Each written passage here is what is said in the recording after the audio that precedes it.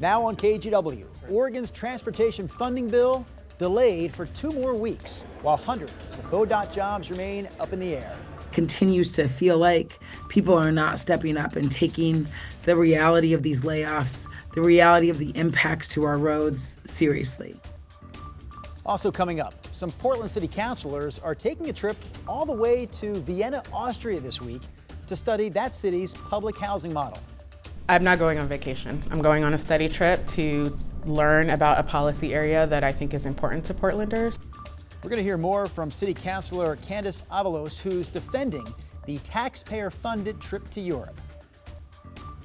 Survivors of Jeffrey Epstein's sexual abuse sitting down with NBC News to share their stories that they believe have been sidelined in a political fight over the Epstein files. I'm Alice Barr in Washington. Coming up, we'll have the latest in their years-long search for accountability.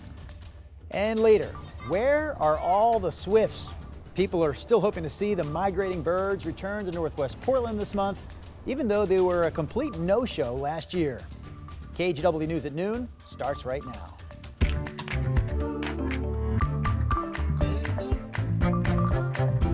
You know, I'm just disappointed, still disappointed in quite a few people, out of Salem in the legislature. That is one ODOT worker speaking on behalf of many after Oregon senators decided to wait 2 more weeks to vote on the state's highly debated transportation funding bill. That bill is the only reason that lawmakers are back in Salem this week for a special session. Thanks for joining us. I'm Drew Carney. Initially, the Senate was on track to vote on that bill today after it passed in the Oregon House of Representatives on Monday. But Senate Democrats believe that they may not have enough votes right now to pass the bill. That's because Senator Chris Gorsuch is recovering from back surgery complications. The Senate president wants to wait until Gorsuch can return to Salem and be part of the vote. Meanwhile, hundreds of ODOT jobs hang in the balance.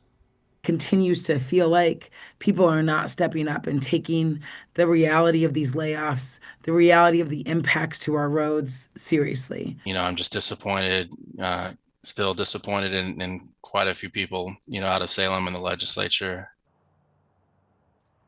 Again, we just heard from one ODOT worker there, plus the union leader, one of the leaders of the workers' union. Nearly 500 ODOT jobs could be lost if this transportation bill doesn't pass. Layoffs were actually supposed to begin here in mid-September, but Governor Kotek delayed the start of those layoffs until mid-October, giving lawmakers more time to pass the bill. The transportation bill that's on the table would be funded in several different ways, and that includes raising the state's transit payroll tax. That tax already exists to fund transit services across Oregon. It's currently a 0.1% tax that's withheld from our paychecks. So that's $1 taken for every $1,000 earned. If the transportation bill passes as it's currently written, that tax would double. So $2 would be withheld from paychecks for every $1,000 earned. Lawmakers in favor of the hike say it would generate an additional $200 million for the state's transit system. All right, we do have some other news headlines to get to, but first, Rod Hill, we go to you in the Weather Center. Let's talk about that Wednesday forecast. Yeah, in Portland, it's been a nice morning. It's been kind of partly sunny like we expected. We started this morning with some rain showers down around Albany. They were just outside of Monmouth. Those showers went all the way off the coast in the Newport area. And what's catching my eye at noon, see the green on the radar, rain shower activity building in central Oregon, and the overall flow of cloudiness and maybe rain later today is going from central Oregon, being pulled to the west back into Portland. Here's the radar right now. There's some showers in the Cascades around Mount Jefferson. So that moisture area is expected to continue and get stronger. We'll track futurecasts coming up a little bit later in this show in terms of what rain we could see here in Portland a little bit later today.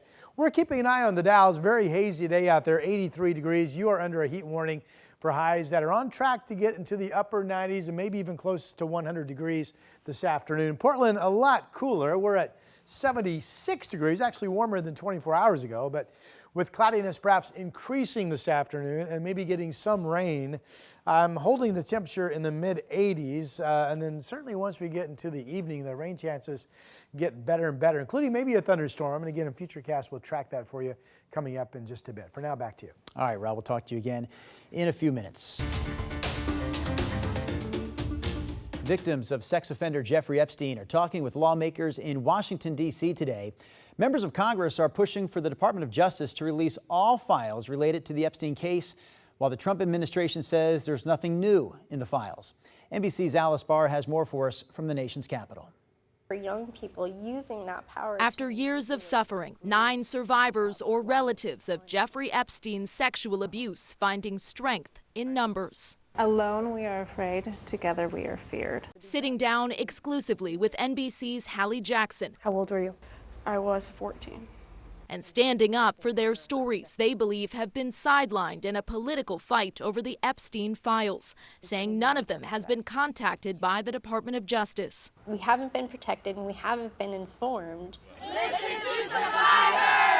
The survivors meeting with lawmakers and rallying today alongside as many as 100 others, raising the pressure for the Trump administration to release more documents and reopen the DOJ investigation. There's been a severe miscarriage of justice, a delay in accountability. On Tuesday, the House Oversight Committee released more than 30,000 pages of Epstein files subpoenaed from the Justice Department. Most of the material had already been made public.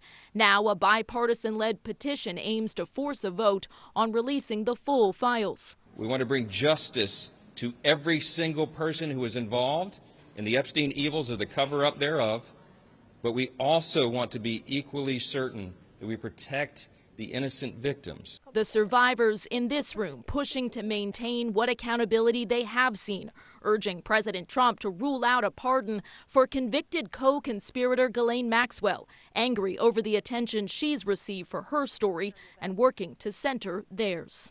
Ghislaine Maxwell is serving a 20-year sex trafficking sentence and was moved to a lower security prison camp days after answering questions behind closed doors from a top Justice Department official. The White House has said President Trump is not actively considering a Maxwell pardon, though he has not publicly ruled it out. In Washington, Alice Barr, NBC News. Here's a look at some other national headlines this afternoon. Starting with this, California, Oregon, and Washington are joining forces to provide public health recommendations. This is a direct response to what's happening lately at the CDC in D.C. under the Trump administration and Health Secretary Robert F. Kennedy Jr. The governors of all 3 states say the administration is advancing anti-vaccine policies that contradict decades of scientific research. A judge is deciding today if Boeing should avoid felony charges over 2 deadly 737 MAX plane crashes. A plea deal from Boeing would drop those charges against the company in exchange for more than $1 billion in fines and compensation to victims' families. OpenAI says parents will soon have more oversight over what their teenagers are doing on ChatGPT. The company announced that parents will be able to link their accounts with their children's and set age-appropriate rules for ChatGPT responses.